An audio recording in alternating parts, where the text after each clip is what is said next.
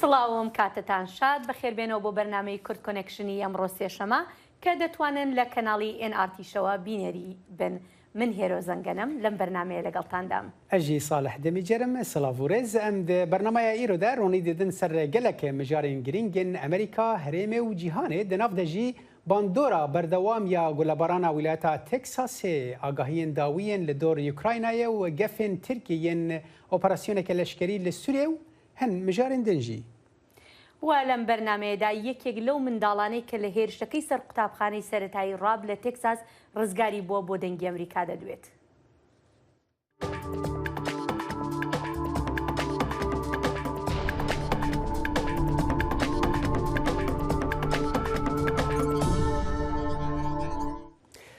سەرکردەیین یەکێتیە ئەوروپی ڕۆژە دوشەمێ گەهشتن لە هەفکردنێکی ji بۆ سەپاندنا ئەمبارگۆیەکە بەشی لە دژی نەفتە رووسیایە د کۆمبوونا وان de ku balkişan ser alîkariya Ukraynayê di rêbiriya pakêteka cezayان yê derengmayî ku ji aliyê Hungarya ve hatibû astênkirin embargo nefta Rûsya ku bi rêya deryayê tê vedihewîne lê bi awayekî demkî rê dide neftê ku bi bûriya bêşandin Seroka desteya cîbecîkariya Yekîtiya Ewropî Ursula von der Leyen got ev gava cezakirinê dê heta dawiya salê dora nod ji sedê ji hinardekirina neftê ji Rûsyayê bo Yekîtiya Ewropî bibire. Di pakêta nû ya cezayan de her wiha dê sarkirina sermiyanan û qedexekirina rêwîtiyê li ser kesan hebe. Di heman demê de banka herî mezin ya Rûsyayê Sberbank dê ji sîstema cîhaniya veguhestina diravî Swift were derxistin ku Yekîtiya Ewropî berê çend bankên biçûktirên Rûsî jê derxistibûn. Sê dezgehên medyayîn mezinên Rûsyayê dê ji belavkirina navarokên xwe lê Yekîtiya Ewropî jî werin astengkirin. سەرکردەکانی یەکێتی ئەوروپا لە کۆبوونەوەی بروکسڵیاندا تاوتوی چۆنێتی مامەڵەکردن لەگەڵ مۆسکۆدا دەکەن بۆ قەدەغەکردنی هاوردی نەوت لە رووسیاوە. دیپلۆماتکاران دەڵێن بڕیارە لە میانی کۆبوونەوەی لووتکەیی ئەوەی ڕۆژانی دووشەمە و سێشەمە لە بروکسل بەڕێوە دەچێت ڕابەرانی وڵاتانی یەکێتی ئەوروپا لە ڕووی پرینسیپەوە لەسەر قەدەغەکردنی هاوردەکردنی نەوتی رووسی ڕێک بکەون. بەڵام دوای چەندان هەفتە لە تاوتوێکردنی ئەم بابەتە و توێژەکانیان لەو بارەیەوە بەجێ دەهێڵن بۆ دواتر بۆ ئەوەی کاری لەسەر بکەن. پێم وایە ئێمە بەرەو ڕێککەوتنێک هەنگاودنین بۆ سەپاندنی شەشەمین پاکێجی گەمارۆکان بەسەر هاوردەی وزەی رووسیادا. بە گوێرەین بەرنووسانیۆیەکە دەرەنجامەکانی کۆبوونەوە لووتکەیەکە ئەوەیەکە 27 وڵاتی یەکێتی ئەوروپا پێک دێن لەسەر ئەوەی هاوردەکردنی نەوتی رووسی بۆ وڵاتانی یەکێتی ئەوروپا قەدەغە بکرێت و بە شێوەیەکی کاتی ئەو نەوتەی بە لولەی نەوتبەردا دەگوێزرێتەوە ئەو قەدەغەیە بە شێوەیەکی کاتی نایگرێتەوە.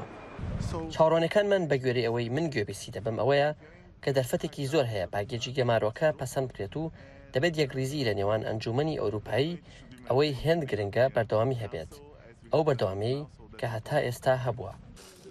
دەقی بەرنووسەکە ئەوەی لەلایەن ئاژانسی ڕۆیتەرزەوە بینراوە و دەشێت گۆڕانکاری تێدا بکرێت ڕێکەوتنێک لەسەر گەمارۆی گواستنەوەی نەوت بە دەریادا پشتڕاست دەکات. ئەمەش هاوکاتی ئەوەی نەوتی رووسی لە ڕێی لولەی نەوتبەرەوە دەگوێزرێتەوە بۆ وڵاتانی هەنگاری ئەو سلۆڤاکیا و هەروەها کۆماری چێک و دواتر قەدەغەی ئەم هاوردەکردنانی نەوت لە رووسیاوە بۆ وڵاتانی ئاماژە پێکرا و دەکەوێتە بواری جێبەجێکردنەوە. ڕابەرانی وڵاتانی ئەندامی یەکێتی ئەوروپا ئەوانەی دوای نیوەڕۆی ڕۆژی دووشەمە لە بروکسل کۆ دەبنەوە تاوتوێکردنی مەسەلەی قەدەغەکردنی هاوردەی نەوتی رووسی بە شێوەیەکی کاتی نایانگرێتەوە ناکەن و ئەو بابەتە تەواو ناکەن و دەیهێڵنەوە بۆ دواتر.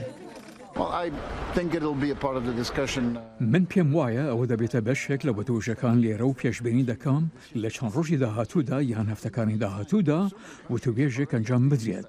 هەتا ئەو کاتەش زۆرێک لە وڵاتان لە ئێستادا هەنگاودەنیان پشت بکەنە نەوتی رووسی. جا لە ئێستادا زۆر شت دەگوزەریە و ڕوودەدەن. من دڵنیام کە ئێمە دەتوانین بڕیارێک لەو بارەیەوە بدەین. ژمارەیەک لە ڕابەرانی یەکێتی ئەوروپا ئاماژەیان نەکرد بە ئاسووی گەیشتن بە سەودایەکی گشتگیر لە کۆبوونەوە لووتکەیەکەی ڕۆژی دووشەمەی ڕابەرانی یەکێتی ئەوروپا. من پێم وانییە ئێمە ئەمڕۆ بگەینە ڕێکەوتنێک هەر بۆیە هەوڵی گەیشتن بە ڕێکەوتنێک دەدەین لە کۆبوونەوەی لووتکەی مانگی 6دا. بە هزری من لە ئیستادا ئەمە ڕێبازێکی ڕیالیستانەیە. بە دڵنیاییەوە ئێمە وتوێژ دەکەین و پێویستە هەمومان تێدا بەشدار بین، بەڵام هەتا ئیستا بەو جۆرە نەبووە.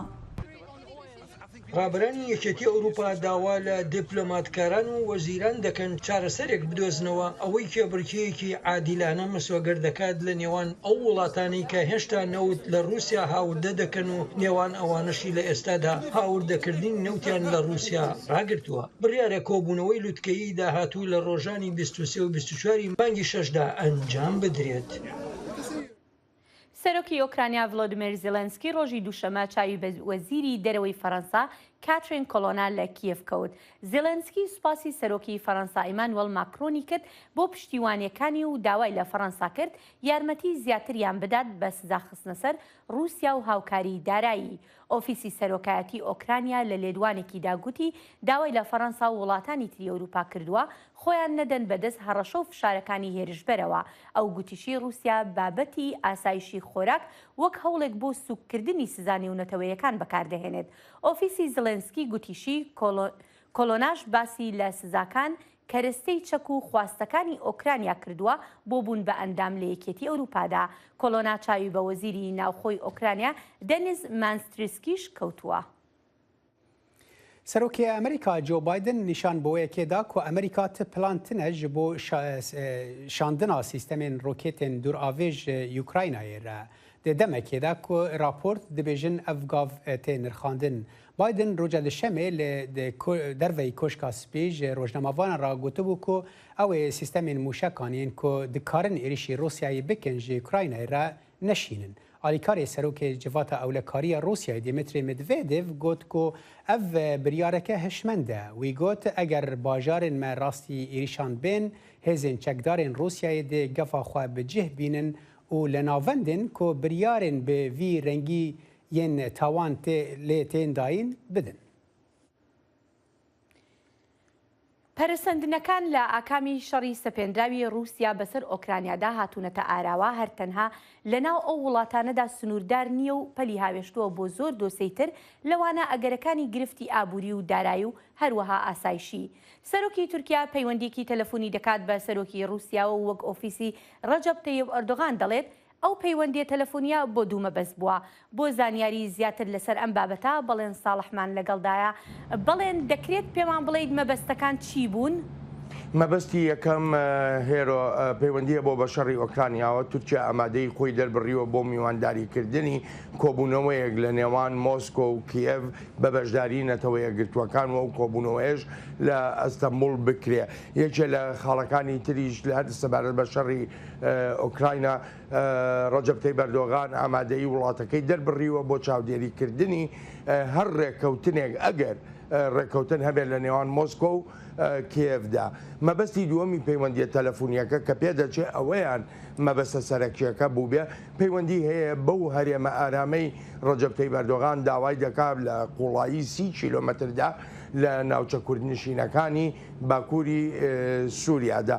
ئەڵبەتە ئەمە یەکێکە لەو داوایانەی کە ئەردۆغان بەردەوام دەیکا لە وەتای هەردوو وڵاتی سوید و فنلاند پێکەوە داوایان پێشکەش کردووە ببن بە ئەندامی ناتۆ.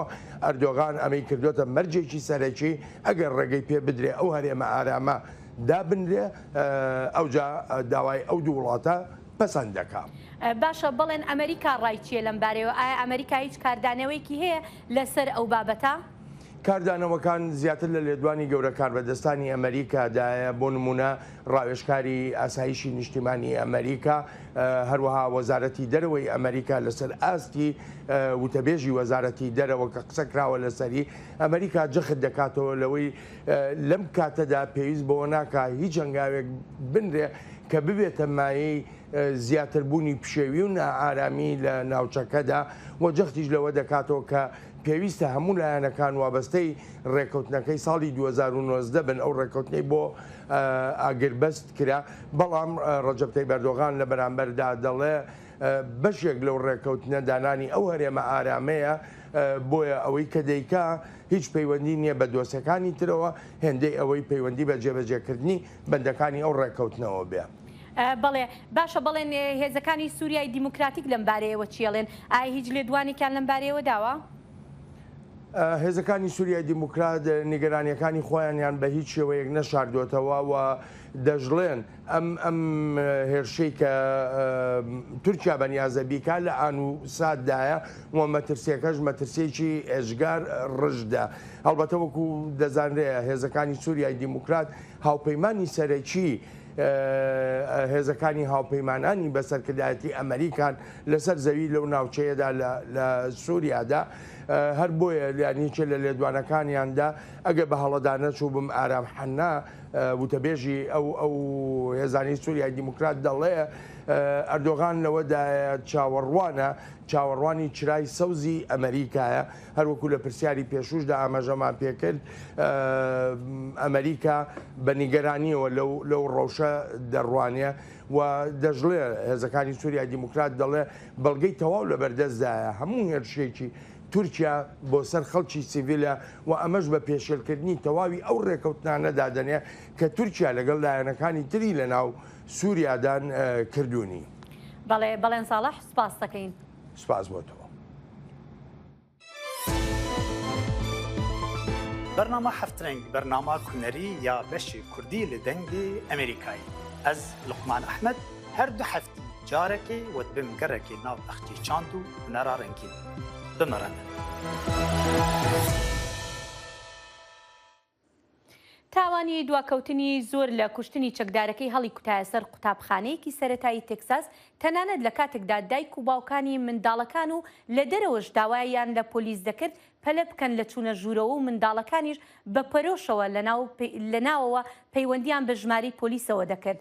ئەم تاوانش خراوەتە ئەستۆی بەڕێوەبەری پۆلیسی ناوچەی خوێندنگاکە. ئەمە ژوای کردووە دانیشتوانی شاری یۆڤالدی ئێستاشی لەگەڵدا بێت بڕوانەکەن پیت ئارۆدۆنۆ کە ئەفسەرێکی خۆشەویستی نێو خەڵکەکەیە بڕیارێکی هەڵەی دابێت و نەیتوانی بێت خوێندکارەکان لە نێو پۆلەکانی قوتابخانەی سەرەتایی ڕاب بپارێزێت. ئارەندۆ کە هەر لە یۆڤالدی گەورە بوو و خوێندنی دواناوەندی لەوێ تەواو کردووە بڕیارە ئەمڕۆ سێشەمە سوێندی یاسایی بخوات لە ئەنجومەنی شارەوانی پاش ئەوەی لە مانگی ڕابردوو هەڵبژێردرا بۆ ئەو پۆستە. ئەو پیاوە تەمەن 50 ساڵانە نزیکەی 30 ساڵی کارەکەی لە نێو ڕیزەکانی چەسپاندنی یاسادا لە یۆڤالدی بەسەر بردووە. هەر divê derbarê kuştina 19 zarok û du mamosteyان di Gulebara dibistana Rab ya bajarokê Yuvaldiyê Texasê hefteya borî gotûbêj li ser çaksaziyên di derbarê çekan û vehewandina wan de li Amerîkayê zêde kirine. Raporta Michel Kin bêhtir agahî hene. سەرۆک جو بایدن و خانمی یەکەم جڵ بایدن ڕۆژی یەکشەممە سەردانی شوێنی یادکردنەوەی قوربانیانی قوتابخانەی سەرەتایی ڕۆبیان کرد لە ئۆڤالدی لە ویلایەتی تەکساس. لەبەر دەموێنەی 19 منداڵ و 2 مامۆستا وەستان ئەوانەی بەهۆی تەقەکردنی چەکدارێکی تەمەن 18 ساڵەوە بە 2 چەکی نمچە ئۆتۆماتیکی لە پۆلەکەیاندا کوژران. لەم کاتەی وڵاتەکە بە لە دەستدانی ئەم ژیانانە خەمبارە بەردەوام پرسیار دێتە ئاراوە سەبارەت بەوەی کە کارمەندانی جێبەجێکردنی یاستا چیان کردو یان دەبوایە چیان بکردایە ئەو کاتەی چەکدارەکە لە پۆلەکەدا بوو. ئەم مردانە جارێکی دیکە بانگوازەکانی هەندێک کەسی بۆ یاسای تونتری چەک هەڵگرتن هانداوە. ڕۆژی شەمە بایدن لە ئاهەنگێکی دەرچواندا باسی لە تەقەکردنەکە کرد و هەروەها ئەو دەکەسەی کە لە سەرەتای ئەم بانگدا لە نیویۆرک لە تەقەکردنێکی بە کۆمەڵ بەهۆی ڕەگەزپەرستیەوە لە بازارێکی خۆراکدا کوژران. ناتوانین بە یاساڕێ لە کارەسات بگرین، من ئەوە دەزانم، بەڵام دەتوانین ئەمریکا سەلامەتر بکەین، دەتوانین لە کۆتاییدا ئەوە بکەین کە دەبێت بیکەین بۆ پاراستنی گیانی خەڵک و منداڵەکانمان. بایدن و کەسانی دیکەی کە پشتگیری لە سنووردارکردنی زیاتری چەکەڵگرتن دەکەن ئاماژەیان داوە بەوەی کوشتنەکانی تەکساس لە دەرئەنجامی لاوازی یاساکانی چەکەوە بووە. داکۆکیکەرانی مافی چەکی هەڵگرتنیش دەڵێن گرنگیدان بە چەک پرسێکی لاوکیە لە کاتێکدا باشتر دەبێت قوتابخانەکان ئاسایشی زیاتریان بۆ دابین بکرێت. دۆناڵد ترامپی سەرۆکی پێشووی ئەمریکا لە کۆنگرەی ساڵانەی کۆمەڵی نیشتیمانی چەکدا لە ڕۆژی هەینی لە شاری یوستن لە ویلایەتی تەکساس پەیامێکی هەبوو. بوونی خراپە لە جیهانی ئێمەدا هۆکارێک نییە بۆ چەک داماڵینی ئەو هاوڵاتیانی پابندن بە یاساوە کە دەزانن چۆن چەکەکانیان بەکاربێن و دەتوانن خەڵک بپارێزن. بوونی خراپە یەکێکە لە باشترین هۆکارەکان بۆ پرچەکردنی ئەو هاوڵاتیانی کە پابندن بە یاساوە. باشتەقەکردنەکە لە قوتابخانەی تەکساسیش گروپێک لە سیناتۆرەکانی هەردوو حیزبەکەی ئەمریکا کۆ دەبنەوە بۆ گفتوگۆکردن لە سەرشیانی سنووردارکردنێکی نوێ بۆ چەکەڵگرتن. سیناتۆر کریس مۆرفی دیموکرات لە ویلایەتی کۆنیتیکەت دەڵێت حەز دەکات گۆڕانکاری گەورە لە یاساکانی چەکدا ببینێت، بەڵام بۆ ئێستا قسە لەگەڵ کۆمارەکان دەکات سەبارەت بە گۆڕانکاریە مامناوەندیەکان وەک فراوانکردنی لێکۆڵینەوە لە پاشخانی کەسەکانی چەک دەکڕن. ڕێوشێنێک کە لە کۆتاییدا دەتوانێت فشارێکی زۆری لەسەر توند و تیژی چەک لە وڵاتەدا هەبێت و بنباستەکە بشینێت. ڕەنگەوە گرنگترین شت بێت کە ئێمە بتوانین بیکەین تا تەنیا ئەوە نیشان بدەن کێشیانی پێشکەوتنی گونجاو هەیە و ئاسمان بەسەر کۆمارەکاندا نایەتە خوارەوە ئەگەر پشگیری هەندێک لەو ڕێوشۆنە هاوبەشانە بکەن. لەم دەمەی وڵاتیش مامەڵە لەگەڵ ئەنجامی کوشتنی بە کۆمەڵی تەقەکردنێکی دیکەی ترسناکدا دەکات کە ژیانی گەنجانی بێتاوانی کردە ئامانج بە دوای وەڵامیشدا دەگەڕێت بۆ ئەوەی دڵنیا بێت لەوەی کارەساتێکی لەو شێوەیە دووبارە نابێتەوە. شاری یۆڤالدی تێکساس هێشتا لە پرسەدایە بەهۆی کوشتنی 19 منداڵ و 2 مامۆستایان لە قوتابخانەی سەرەتایی ڕاب. کاتێک منداڵێک دەبینێت هاوڕەکانی دەکوژرێن دەبێت چه هەستێکی هەبوو بێت و چەندێک ترسا بێت و ئێستا هەستی چی بێت کە خۆی ڕزگاری بووە.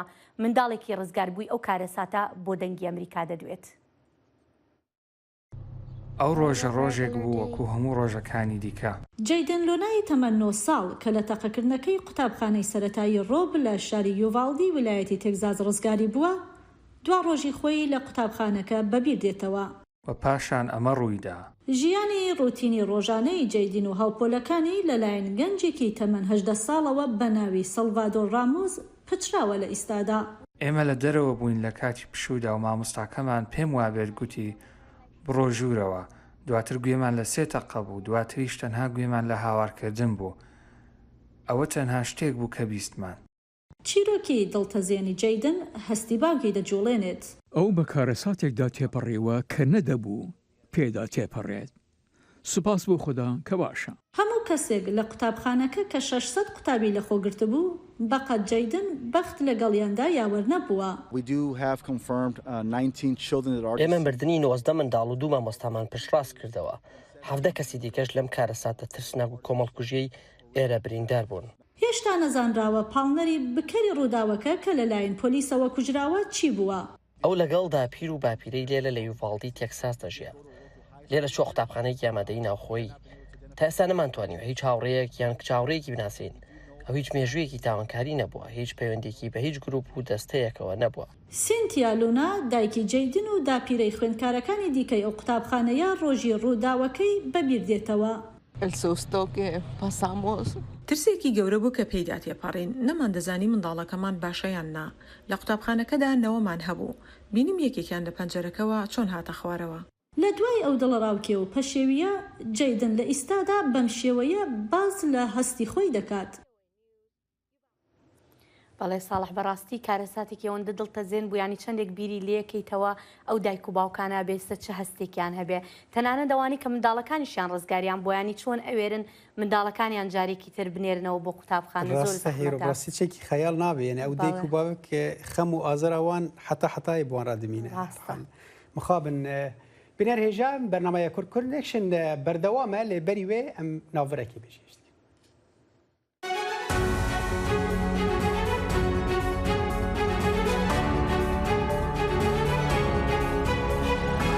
چاوی واشنگتن بەرنمەیەکی هەفتانەیە لە بەشی کوردی دەنگی ئەمریکاوە ئامادە و پێشکەش دەکرێت. من بەڵێن ساڵح هەموو ڕۆژانێکی هەینی لەگەڵ پسپۆراندا تاوتوێی گەرموگورترین بابەتی ڕۆژ دەکەین لە پەیوەندی بە سیاسەتی دەرەوەی ئەمریکاوە. لەگەڵمان بن.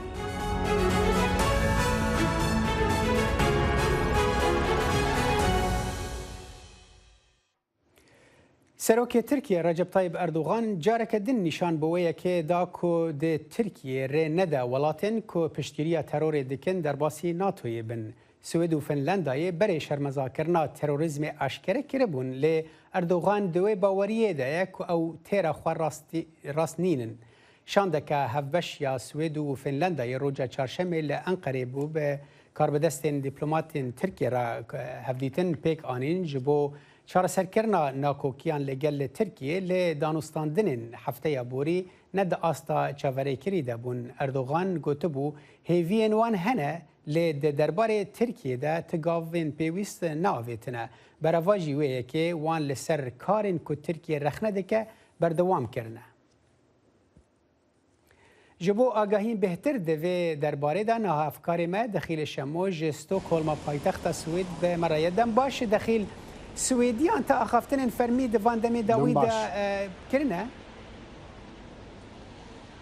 هەتانەها کەسی بفەرمی چ داخوایانی لەسەرهی هەر داخوایانێکە ji Tirkiya derkevtibیان هەر جێکی دیسەبارەت هەلوێستی Tirkiya derneketiye bitinê şirovekar wesa dibêjin şirovekar dibêjin danûstandinên berî niha bê encam bûne yan nebaş bûne her eveya gel hindî jî hinde lîst hatine gihandina mîdyayê ku hindek naftê dane ku ew ê Tirkiya dixwazin ji bilî wêna tiştekî dî nayê gotin tiştekî dî nayê behs kirin بۆ نمونە ئەم دوه digel endameka سوشال دیموکرات ڕائاخبن یا سەرۆکا ئێکەتیا ژنان و کوردەکە ئەو بەحسی ژمارە بەحسی هەندێک دیکرد کا چما سوید دخوازە بکەوە ناتۆ کانی گەفە لەسەر سوید هەنایانە ئەفتش بەحس لێ هەلوێستی تورکیا کەس نەوێ بەحس کە و کەسژی هەتانها کەسی بەحس نەکردی باشە دەخیل ئەف هەل ینی هەلوەستە فەرمیجە ئالیە حکوومەتە سویدی دە نینە لێ آلیین سیاسی لوێ دەرێ ئەس باوەرم تنال لە پەرلەمانە سویدێ بووی لەوێ دەرێ ئالیین سیاسی پارتی چ لێ دەربارەی دەتبێژن تا ئاخافتن هەنە لە ڤرور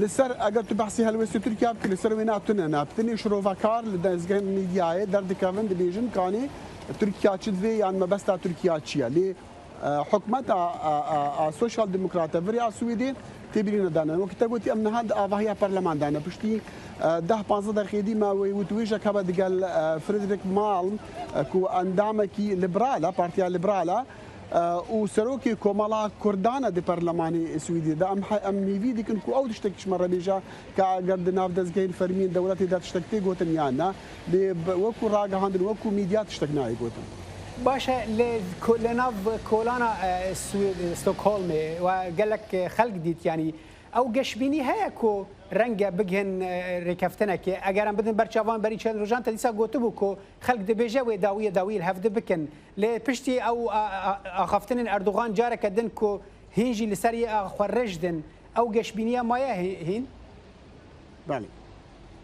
هەر ئەو گەشتبینی هەیە ئەو دەبێژن ئەvە مەسەلەکە سیاسیە بە دانوستاندنên دیپلۆماسی تێن چارەسەرکردن و دانوستاندن وێ هەبن ئەگەر چی بۆ نمونە نابێژن دانوستاندن وێ کەنگی وەرن یان لەسەر چ ئاستی دی وێ بێنکردن چکومەدی لەسەر ئاستی جێگیری وەزیرین دەرڤە و ڕاوێژکارە دانوستاندنین ئەنکەری بوون نابێژن وێ ئاستی بێ دانوستاندنا چ ئاسبە لێ دیسان ئەو گەشتبینەوە دەبێژنەوە مەسەلەکە سیاسی دیپلۆماسیە ئەوێ ببن ئەندامین ناتۆ بە هەر حالی هەی بڵێ ڕەنگە شلۆڤاکار دەبێژن هەندە گۆڕنکاری ببن مەسەلا هەلوێستی سویدە ئەو ژیەک ئەو مەسەلا چەکە سست و ئاسان بکەن هەر چەندە سویدی دەبێژن ئەم چەک نافرۆشن لێ بۆ نەها و پاشدە ڕەنگە ئەو ڕێ بدن بۆ وێنا بەرێ هەفکاری مە دەخیلە شەمۆتج پێش پەرلەمانە سوێد جێستۆکهۆڵمێ مەرە بۆی گەلەک سپاس لەو توێژێکدا بۆ بەرنامەی کورد کۆنێکشنی دەنگی ئەمریکا تاراتوانە سەرۆکی یەکێتی ژنانی پارتی سۆشیال دیموکراتی سوید دەڵێت پاش داگیرکاریەکانی رووسیا لە ئۆکرانیا پارتەکەی بڕیاری داوە کۆتایی بە بێلایەنی وڵاتەکەی بهێنێت ستۆکهۆڵم یارمەتی ئۆکرانیای داوە لە شەڕی دژبە رووسیا و داواشی کردووە ببێت بە ئەندام لە ناتۆ دەخیلی شەمۆ ئەم راپۆرتەی لە ستۆکهۆڵمەوە ئامادە کردووە ئەگەرچی کاربەدەستانی پارتی سۆسیال دیموکراتی دەسەڵاتدار لە سوید ئامادە نین لێدوان بدەن لەسەر دژایەتیکردنی تورکیا بۆ ئەندامبوونیان لە ناتۆدا بەڵام بەڕاشکاوی هۆکارەکانی کۆتاییهێنان بە 200 ساڵی بێلایەنی خۆیان لە ناکۆکیە جیهانیەکاندا شی دەکەنەوە. یەکسەر لە دوای ئەو با بڵێن هێرشکردنە یاخود داگیرکردنەی رووسیا بۆ وڵاتی ئۆکراینە بارودۆخی سیاسی ئاسایشی وڵاتی سوید کەوتە بەرگفتوگۆکردن بۆ ئەوەی کە وڵاتی سوید ئامادەی خۆی وەربگرێ ئایا بتوانرێت داوای ئەندامایەتی بکە لە ناتۆ لە یەکێتی ناتۆ یاخود وەکو جاران بێلایەن بێت یعنی هیچ پەیوەندیەکی نەبێت لەگەڵ ناتۆیە بێگومان ئەمە بە حکوومەتی خستە ژێر فشارێکی زۆرەوە بۆ ئەوەی کە وڵاتی سوید بلێنی هاوڵاتیان بە شێوەیەکی گشتی دژی جانگیان دژی ئەوەن کە بێن ئەندامەتی ناو ناتۆ بکەن لە هەمان کاتە ئەوانەی کە بڵێن دژایەتی ناتۆیان کردووە لە وڵاتی سویدایە کە نەیانویستووە بۆ نمونە حیزبەکەی من و حیزبی سۆسیال دموکرات هەرگیز نەیویستووە کە ئێمە ببینە ئەندام لە ناتۆە بۆ ئەوی ئێمە پێگەی خۆمان لە ناو بڵین ناودەوڵەتیە بتوانێت کە زیاتر ڕۆڵی ئاشتیاوایەتیمان هەبێت ینی ڕۆڵی ئاشتی بگێڕین وەک لەوەی کە ببینە ئەندامێک و هەروەها هیچ ڕۆڵێکمان نەمێنە چونکە وڵاتی سوید وڵاتێکی بچووکە لە سکەندناڤیە زۆر دیار نییە وەکو وڵاتەکانی تر بۆ نمونە فەڕەنسایە خودت ئەڵمانیا هەڵبەتە ئەمە وای لێ کرد کە ینی بۆ حکوومەت بۆ حیزبی سۆسیال دموکرات زۆر سەخت بوو کە ئێمە هەموو مێژەکەمان پڕ بووە لە ئاشتی کە توانیمانە ئەو بڕیارە بێرێت کە بێتە ناو ناتۆیانە. خانم تەرەتوانە ڕەتی دەکاتەوە پارتە سیاسیەکانی سوید بابەتی ئەندامبوو لە ناتۆدا لە کەمپینی هەڵبژاردنەکانی داهاتوودا بەکاربێنن کە لە سێپتەمبەری ئەم ساڵدا ئەنجام دەدرێن. ئەو هەروەها دەشڵێت تێکڕای پارتە سیاسیەکان ئاسایشی وڵاتەکەیان لە بەرچاو دەگرن. و رووسیا لە مانگی دوانزەیە ئەم پار ساڵی 2021 دوسێ جار لەسەر ئەوە قسەی کرد کە فینلاند و سوید نابێت ببنە ئەندامی ناتۆ ئەمە خۆی لە خۆیان ئەمە با بڵێن سیگناڵێکە بۆ ئەوەی کە ئەوێ بڵێت ئەگەر بێت و ئێوە ببنە ئەندامی ناتۆ ئێمە ئەتوانین بین هێرش بکەینە سەر وڵاتەکەتان بە تایبەتی فینلاند چونکە فینلاند سنووری لەسەر وڵاتی رووسیایە لەبەرەوە ئەمە بۆ هۆکاری ئەوەی کە با بڵێن زیاتر ئەو بڕیارە کە درا نەک لەسەر ئەو بێکە سۆسیال دموکراتەکان لە هەڵبژاردنەکانە ببێتە پرسیارێک بەڵکو بۆ ئەوەی ئاسایشی وڵاتەکە لە هەموو گرنگترە لە دەنگدان و لە هەموو حزبەتی گرنگترە وەک لەوەی کە بێت و باس لەوە بکرێت کە چه حیزبێک دەنگی هێنرێت یا خۆتەمە بۆ استراتیجی چۆنە بێت. خانم تارەتوانە سەرۆکی یەکێتی ژنانی سۆسیال دموکرات لە ستۆکهۆڵم دەڵێت رووسیا توانە هێرشێکی چەکداری هاوشێوەی ئوکرانیا بۆ سەر سوید نییە هەرچەندە نکۆڵی لەوەش ناکاتن کە دەشێت بە جۆرێکی تر زیان بە سوێد بگەینێت.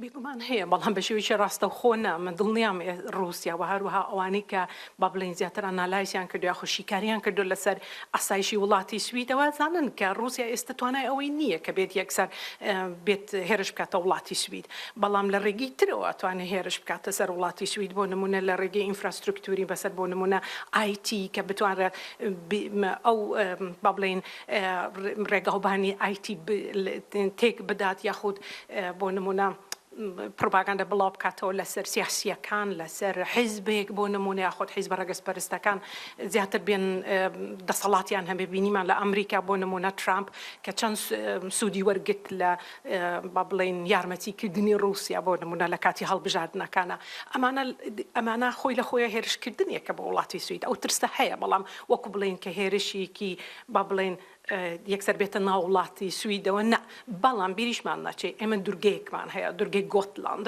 کە کەوتۆتە بەشی باشووری ڕۆژهەڵاتەوە شوێنێکی زۆر استراتیجیە ئەو شوێن استراتیجیش کەوای لێ کردو کە با بڵێن هەم بۆ وڵاتەکانی ناتۆ زۆر شوێنێکی استراتیجیە لەبەرەوەی کە نزیکە بێتەوە لە رووسیا و لە زیاتر با بڵێن نزیکە بێتەوە لە فینلاندەوە و هەروەها بۆ رووسیاش زۆر گرنگە بۆ ئەوەی کە زیاتر نزیک بێتەوە لە ئەوروپاوە.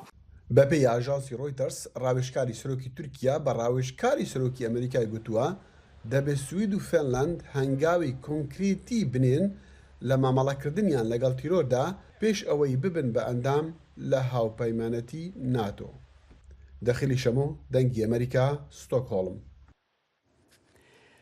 دوشەمێ درۆنەکە ترکیە ئۆتۆمبیلەکە سڤیل لە نزیکی گوندێ سێگرکە کۆ بەسەر باژارەی قامشلۆیێڤەیە کرد ئارمانج و دە ئەنجامێدا وڵاتیەکی ژیانە خۆژە دەستا و سێ وڵاتیژی بریندار بوون ناوەندە ڕاگەهاندنا هێزن ئەولەکاریە هەندرین لە باکوور و ڕۆژهەڵاتی سووریە لە دۆر بویەرێ داخویانیەک لەسەر ماڵپەرا خۆیان فەرمی بەڵاف کرد لە گۆر داخویانیە وڵاتیە بناوێ کسرا مەلک کە ژیانە خۆژە دەستا ئەو سێ وڵاتیان دنجی دناواندا ژنێک بوو بریندار بوون هێژایی گوتنێک و ترکیە دە مەها گوڵانێدا 4 جاران بە درۆنان ئێریش لە وان هەرێمان پێکانینە. لە قامشلۆ کریسیانەکان جەخت لەوە دەکەنەوە کە هێرشەکانی تورکیا تەنها کوردەکانی ناوچەکە ناکەنە ئامانج بەڵکو و ئاشووریەکانیش دەکەنە ئامانج ئەوان ترسی ئەوەیان هەیە کە ئەم هێرشانە ناسنامەیان بسڕێتەوە. سوریانیên bajarê Qamişlo êrişên leşkeriyên Tirkiyê red dikin û diyar dikin got ev êriş metirsiyê li ser hebûna kristyanan bi giştî dike. Rêxistina a Sûriya Demokratîk tevî got beşeke ji îtîlafa Sûriyê van êrîşan red dike. Berpirsê rêxistina a Sûriya Demokratîk Quryaqis Gewriyê ji dengê Amerîka re eşkere kir got wan Tirkiye û îtîlaf bi vê helwesta xwe agahdar kirine. نحن بالمطلق ضد أي عملية. ام bi tekrarî dijî her kirdareka leşkerîne ji her aliyeke bi Tirkiye yan aliyên dî ji ber ku operasyonê leşkerî êş û janên Sûriyan zêde dikin û birînan kor dikin û jek belavbûn û hevrekiyan zêde dikin. Li aliyekî din kolana kristyanên Qamişlo diyar dikin got Tirkiye şerê hebûna kêmnetewan li Sûriyê dike. Nexasim Kurd û Siryanan got bi van êrîşan hebûna wan li Bakur Rojhilatê Sûriyê armanc dike. Butros Beşîr ji taxa bi şêriyê ya Qamişloyê xweste bi zimanê Kurdî helwesta xwe nîşan bide. Wî got Tirkiye hebûna Suryanan armanc dike lê ew dev ji axa xwe bernadin. Ji me çi dixwaze ew dixwaze tu nebûna me wan hene. Me hetanî îro نواشته بوی قوتا و هزه ایو مواشته به هزه حمو کسی نابا هرمیده ام جوکا گلی سریان لبیجی به کنگجیا آدوغان گفت خطی نجمارا ام سکن جهلا خوفه چالکوان سوریانی جی دست نشان دکن گو ارمانجا ترکیه تکبرنا اولکاریا هرمه هر وها ریدانا بهز کرنا داعشه روزنامه‌وان سوریانی گالینوس عیسی بانگ لهێزن ناودەولەتی دکە گۆ سینۆرەکە ji binpêkirin û êrişên Tirkiyê re li ser herêmên Bakur Rojhilatê Sûriyê deynin. أميد كويمة تركيا ومحيو على الدكيو ثاني طبعا تركيا ببالافرن به پیلوت ریوبریان مجلس لشکریا سوریانان آرمانج کرن او هر روز گندن خابور و تل تمر بمباران دکن دو هیجی کنیسا گند تل تول آرمانج کرن و حرفاندن شر اردوگان لدیجی گلین حریمیه ام بانک لدولت مزن دکن کوره لبردم داگیر کرنا ترکیا بگرن ام دخوازین با آشتی بجین. جهلا خوفه چالکوانا سوریانی سیمیل ساموئیل دبیجه گو بسایا هسدی هرمین وان به اولویه ترکیه دخوازه وان دستکفتیان تیک ببه ومتعبد هو وقصد سال 1915 دا وحتى نكات تركيا لديجي قلمي سريان قركرنه بكتينه ده سال 1919 دا انجاما داگیر کرنا سرکانیه قلمه درب دربی و هرمن ما جبر سرکفتنا حسدی و هزندی اولبی لأردوغان بوان گفان داخوازا هرم داگیر بکد و اولویه هی تک ببد. هجای بیرخستینه یا گو کریستیانین باکور رجلاتی سوریه جسوریان آشوری کلدان و ارمنان بکتی. کریستیانین باجیر دوی مترسیه دنه گو هگه ایریشک ترکیه و چکدارین رکبریاس سوری بردوان به دیباندور لسر هبون آوان وک پیکاته که رسن یا وی دوری لباکور سوریه بکه. زانا عمر دنگ امریکا قامشلو درباره پلان ترکیه این دستپیکرنا اپراسیونک لشکری لباکور رجلات سوریه و بریا خواسرد دا خوب بانگاوزیه که دا خواز لجواکا نونتوی کربو که لپیشوان اپراسیونان وها ریل وان بگره گلو جواکا نونتوی دکاره چی بکه اگر ترکیه اپراسیونک وها پیک آنی جبو شیروکرنا و مجارین ها نواف خلیل ریوبری ناوندا کردیا لیکولینان آلمانیای بمرای بریا سکایپ دم باش ما مستنواف دا خوازه که چاوا دوی درباره دا جواکا نتوی دبه دم باش بو و همو تماشاوانا بگلکی زلالی دو خوازن قد خکرنا فروکی جنگی و دورکی اولا لبرانبری ترکیه چید نه دورکی اولا ترکیه دبیجه ترکیه دوري أولاقة هنا دخازة خراب كه وأنجام المديك يعني تشتغل سري العفرين تشيبو الكريس بي تشيبو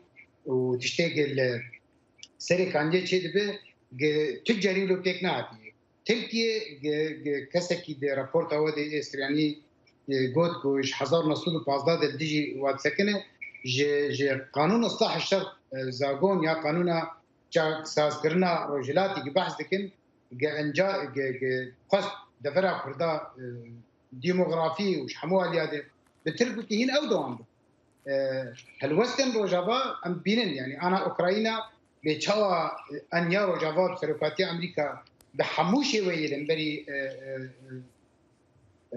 پوتین روسیا پوتین سکنه بگمان کار یعنی ام نابی وکوی بکه جێکێم تری کار ڕێل بەرێ مەسلێ بگرێت بەر ئەو دەڤەر بە مەلیۆنا کەس وێ دەکێ دژین وەکی دێ کورد و عەرەب و سوریان و پێکاتەیە ددژین و نزیکا مەلیۆن کەسێژی کەکێ ساڵح هیچ دەڤەرێ سووری داهاتنە وێ دەکێ ئارامیا خۆت بینن باشە کەکێنەوە ببوورە زاخفتنەتە بم ڕێڤەبەریە خۆسەر دەوێت دەربارەدا و هێزن کۆ ئەم ببێژن هەرێمی وێ هەرێمی کۆنتترۆلکن هێزن سووریا دموکرات دکارن چ تشتاژی دەست بدن لە بەرامبەر کو ترکیە بڕاستی ئێریشەکە وها نەکە ji ber ئەگەر بێ و ترکی ئێریش بکە وێ دەمێ وێ شەر دەرکەوە و سڤیل وێ بیتر زیانێ بدن ینی ئەگەر ئەف ئێریش دەست پێ کرد ئەف پلان دەست پێ کرد ینی ڕێڤەبەریە خۆسەر دکارێت چ بکات وێ دەربارەیدا 27 مایەکێ 2015 پشتی سەرکەفتنا کۆبانێدە ئەردۆغان دڤەگەرا خۆی ئەفریقیا دێ بە شێوەیەکی گەلێکی فەکری گوت ئەم قبول ناکن باکوورێکی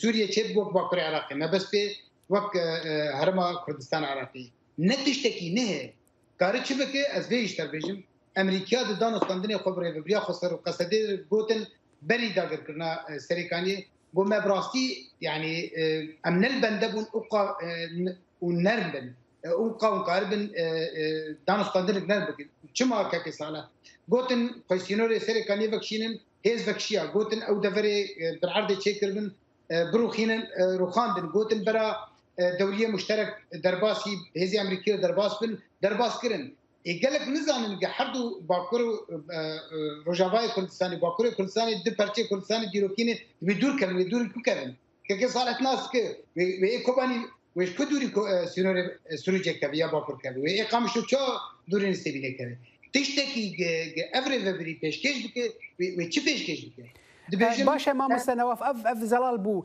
نها يعني ريفبريه باواكي گشتي بانگوازي جوا كان نتوي كريه باواكي دست نشان كري كي دكاره تركيا راوستينه اجبر اردوغان بري چند روجا گوتبو ام ونه شفك روجك امش خو سبه رابن ونه ببينكو ام درباس بونه يعني افقت وقت بيجي باوريه ويجي بتشتكي دن ناي يعني وكو هيزك وي فناغرينا كي جان ولاد دكاره تركيا وغرينا سيرفي اوبراسيوني بيزمان هيزا سركه امريكا كار تركيا وغرينا جو بايدن زان سركه امريكا اينا دنيسانا 2019 دنيفي سبيد فورن افيرز بلابو وكي سركه كي ديكتاتور اردوغان دستنشان كر گوت me pişgirtiya opozisyon ejbitin ana ji Erdoğan li bende telefonekî danûstandinekî Serokê Amerîkayê di va xrocira piştî gazwa Rûsî êrişa Rûsî ser Ukrayna bende wê yekî Erdoğan dizane Rûsî karin bisekinînin ana ji bo yê temaşevana ji qamiştu heta derikê ê garantor ê damin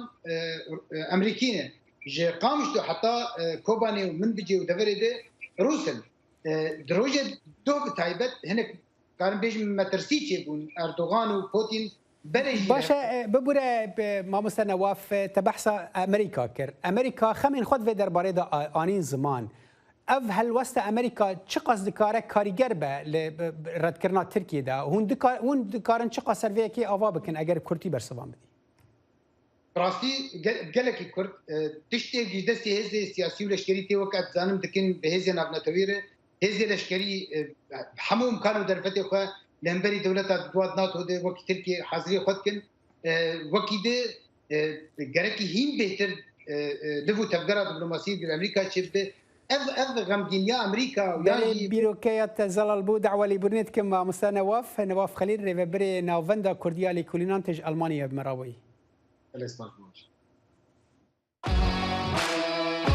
زايلي دهنان برنامەیەکی فەرهەنگی و هونەری بەشی کوردی دەنگی ئەمریکا من ئاسۆ جەبار لە واشنگتن دیسیەوە هەردوو هەفتە جارێک دەبمە میوانی ماڵەکانتان لەگەڵمان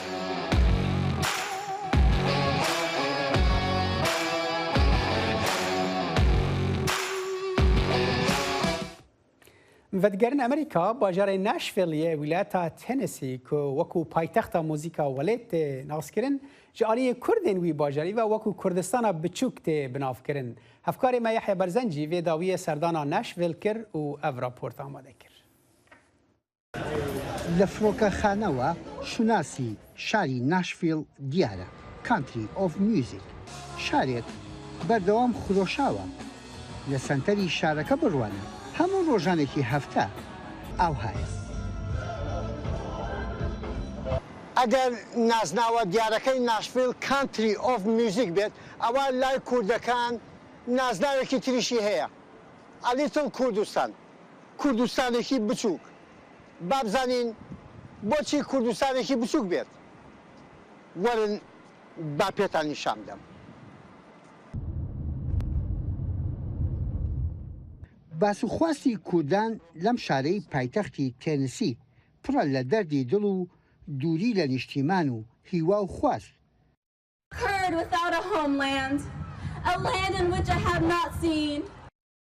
بەهۆی پەتاکەوە تازە دەنجی ئەمریکاش بۆ ڕۆژنامەوانەکانی گەشتی نێوان ویلایەتەکانی نێو ئەمریکای دەست پێ کردووە و یەکەم گەشتیشمان بۆ ناشڤیلە کوردستانێکی بچووک. کورد لە شاری ناشڤیل بە سێ قۆناغ هاتوون لە ساڵی 1975 کۆمەڵێک و لە دوای 1970 کۆمەڵێکی دی و لە ساڵی 1991 بەشە زۆرەکەی کورد لەم شارە گیرساونەتەوە. ئەمە سەیرانێکی بە کۆمەڵە کە سەنتەری سەلاحەدین ڕێکی خستووە بۆ ڕەوەندی کورد لە شاری ناشڤیل. گەشتێک دوای کۆرۆناڤایرۆس خواردنی کەیبانیەکانی کورد کۆبوونەوەیەکی خێزانی و کەشێکی کۆمەڵایەتی بۆ منداڵەکانیش ڕۆژەکە هەر لە جەژن نەچوو. بۆیە ئاڵای کوردستانم لەسەر ڕوومەتم کێشاوە بۆ ئەوی وڵاتەکەم نیشان بدەم.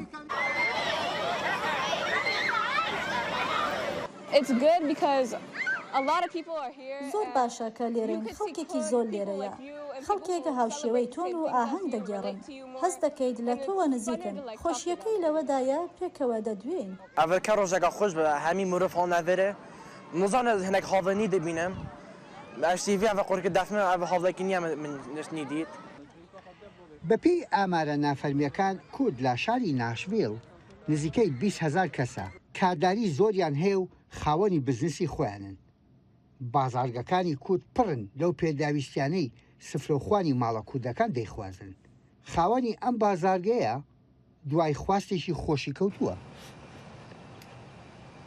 سێ چوار دوکانی کوردمان هەیە عینە وەک ئێمە یعنی عینە هەموو وەک ئێمە ناکەن بەس ینی وەک ئەو ئەنواعی خواردەمەنی دەفرۆشن لە میدڵی هاتووە لە عێراق و لە تورکیا و لە هاتووە. یعنی ئەمە خێوکردنی هەنگوین با بزانم هەر بن بەتەنیام کەسێک من ناگات. لە ئەمریکا ڕێگا زۆرن نەتەوەکەتی پێبناسێنی. دەیان ساڵە ئەم چێشخانە کوردیە نێو نیۆباجی خۆی پەیدا کردووە ماڵێک بۆ کەباب. I've been in business for 22 years, serving Kurdish food. بۆ ماوەی 22 ساڵان چێشخانەم هەیە لە ناشڤیل خواردنی کوردی دەفرۆشم لە ڕێگەی خستنەڕووی خواردنی کوردەواری نوێنەراتی کولتورەکەمان دەکەین خەڵکی بەیانی بە نەتەوەکەمان ئاشنا دەکەین خەڵکی جیاوازیش دێن و دەیانەوێت زیاتر لەبارەی کوردستانەوە بزانن. خۆ بە تەنها خواردن ئەو کارە ناکات ببینە ئەم خانمە و دەست و پەنجەی مەکینەی درومانەکەی سەردەرکردن لەو هەموو شێوازەی جلوبەجی کوردی ژنان و هێشتنەوەی بەشێک لە کەلتور. زۆر گرنگی پێ دەدەن بەرکو حەز لێ دەکەن و ناخوازن ئەv کولتورە ئەv چاندا کوردی بەرزە بێ هەتا منداڵی کچکێژی ینی گەلێک ئینانە لای من منداڵی 4 مانگی 5 مانگی گوتیان جل بۆوان دەدرون. با بزانین نازناوی لیتل کوردستان کوردستانێکی بچووک کە لە شاری ناشڤیل نراوە کورد خۆی چەند کاری بۆ کردووە. ڕەنگە جێکردنەوەی زمانی کوردی لە زانکۆی تەنسی یەکێک لەو هەنگاوانە بوو بێت. لە ئاستی زانکۆکاندا پەیوەندی باشمان کرد لەگەڵ زانکۆکانی حتا دەرەوەی ناشڤیلدا دەرەوەی تەنسیدا وەکو زانکۆی ئیندیان یونیڤەرسیتی بلمەنگتۆن کە پرۆگرامێکی باشانە بتوانین ئەو پرۆگرامە بینە ئێراکە دەرسی کوردی و کەلتور و تاریخی کوردی بخوێنن. ئێستا لە ناشڤیل ستیت کۆمیونیتی کۆلیج بەڕسمی دەخوێنرێت پرۆگرام بۆ ماوەی 2 ساڵ بەردەوامە و ئومێدوارین کە هەوڵی بۆ دەن کە 2 ساڵی تریشە بۆی تازە بکرێتەوە. ئەمریکا بۆ خۆی وڵاتێکە پڕیەتی لەدەتەوە و ئاینی جیا وڵاتەکەش حەزی بۆ هەمەڕەنجیەیە ناخوازێ مرۆڤەکان شوناسی خۆیان داماڵن و شوێنیە کەلتور بکەون. یحیا بەرزنجی دەنجی ئەمریکا شاری ناشڤیل ویلایەتی تەنسی ئەمە شاری ناشڤێڵ هەروەکو کوردەکان دەڵێن کوردستانی بچووک دەچینە لای هاوکارمانی یەحیا بەرزنجی کە سەردانی ناشڤێڵی کردبوو و چەندین راپۆرتی لەوێەوە ئامادە کرد. یەحیا ماندوو نەبیت دەمانەوێت بەم پرسیارە دەست پێ بکەم هەروەکو خۆش لە راپۆرتەکەدا ئاماژەت پێکردووە ناشڤێڵ بە کوردستانی بچووک دەناسرێت. باشە گەر وایە بۆچی منداڵەکانی کە قسەیان بۆ تۆ کردووە لە راپۆرتەکەدا نەیانتوانیەوە بە کوردی قسە بکەن بۆچی بە ئینگلیزی قساکەن ئایا کوردی نازانن؟ ئەلبەتە با سەرەتا باسی ئەو کەم کەوا فیچەرەکە نزیکی چرکەیە بەڵام بۆ بەرنامەکە بڵین ئەو بە شەمالی هەڵبژاردەوە بەڵام بەڕاستی یەکێک لەو شتانەی کە منیش ینی خەیاڵم بۆیە چوو لەوێ زۆر بەلامەوە ینی شتێکی سیر بوو کە زۆرێک لە مناڵەکان ئەگەر کوردیەکیش قسە بکەن کوردیەکی زۆر خراپ قساکەن کە هی ئەوە نیە بتوانانی ینی ئەو شتێکەوێ بیگەێنێ لەبەرەوە تەنانەت تۆ ببینە ئەو کەسەی کە لە ڕیستورانەکەیە کە 20 ساڵە لەو شارەیە ئەوێ بە ئینگلیزی گزارش دەکا وەک لەوەی کەوا بە کوردی قسە بکە کە چەند جارێک هەڵمان باش دەرنەچوو. یعنی یەکێک لەو شتانەی کە بەلاتەوە سەیرە 20,000 کەس کورد لەوێ هەیە بەڵام تاکو ێستا فێرگەیەکی زمانی کوردی نیە کە نەوەیەک لێ پەروەردا بێت ناتوانێت زمانێکی کوردی باش قسەی پێ بکە یاخۆ پێی بنووسێ ئەمە یەکێکە لەو خاڵانەی کە بەڕاستی تاکو ئێستا فێرگەیەکی وان نیە لە ڕابردوو هەبووە بەڵام ئێستا شوێنێکیان نییە بۆی کە منداڵ فێری زمانی کوردی بکەن. بەڵێ باشە یەحیا جگە لەمە چ شتێکی تر هەبوو کە زۆر بەلای تۆ جێگەی سەرنج بوو لە ناو کۆمەڵگەی کوردەکانی ناشڤێڵدا؟ ئەلبەتە کورد لەو شارە لە ڕووی کۆمەڵایەتیەوە زۆر پتەون یعنی پەیوەندێکی زۆر باشیان هەیە بەسەر یەکتریەوە وەکو چۆن عادەتێکی کوردانەکە ئەمە هەیە لەوێ ژن و ژنخوازیەکی زۆریش لە نێوان پارچەکانە ڕوویاوە لە نێوان بڵین باکووریەکان و ڕۆژ ئاوا و ڕۆژهەڵات و باشووری کوردستان ئەمە خۆی لە خۆیان شێوەیەک بڵین لە بڵین پێکاتێکی کۆمەڵایەتی زۆر هەمە چەشنە دروست بووە ئەمە لە ڕووی کۆمەڵایەتیەوە کەس نکوریەوە ناکا کە بەسەر بڵین وەکو کوردستانێکی بچووک سەرێکە بەڵام لە کاتێکا کە سەیرەکەی کۆمەڵە ڕێکخراوی جیاواز هەیە تاکو ئێستا بڵین ئەوەی کە لەوێ هەیە سەنتەری سەلاحەدینە کە تا ڕادەیەک بڵین زۆر بۆنە و زۆر هەر شتێکی چالاکیێکی کورد لەوێ یاکرێ هەندێک ڕێکخراوی تریش هەن بەڵام تاکوی ئێستا سەیوانێک نییە ڕێکخراوێک نییە کە بێتە سەیوانی هەموو کوردەکان کە بە شوێنی خۆی بزانێ بڵێن بە نمونە سەنتەری سەلاحەدین ڕاستە سنتەرێکە لە ڕووی کۆمەڵایەتیەوە زۆر شتەکە زۆر چالاکە بەڵام شوێنێکی ئاینیە کە مزگەوتەکەیە و هەروەها بڵین سنتەرەکۆک و بواریتیش بەکارهێنێت لەبەرەوە تاکو ئێستا بڵین زۆرێکیان باز لەوەکان کە بڵین حیزبایەتی لێرە کۆتایی پیاتوە خەڵک خەریکی کوردایەتیە بەڵام لە ئەرزی واقعا کە ئیبینیت بەڕاستی حیزبەکان زۆر خراپکاریان لەو شارەیە کردووە کە نزیکەی 20,000 هاوڵاتی کورد لێ بەڵام تاکو ئێستا نەیانتوانی ئەندامێکی ئەنجومەنی پارێزگاریان هەبێ کە ئەوە خۆی لە خۆی ئەوەیە کە زۆر پەش و بڵاون. بەڵێ یەحیا بەرزنجی سپاس دەکەین. سپاس بۆیەوەش.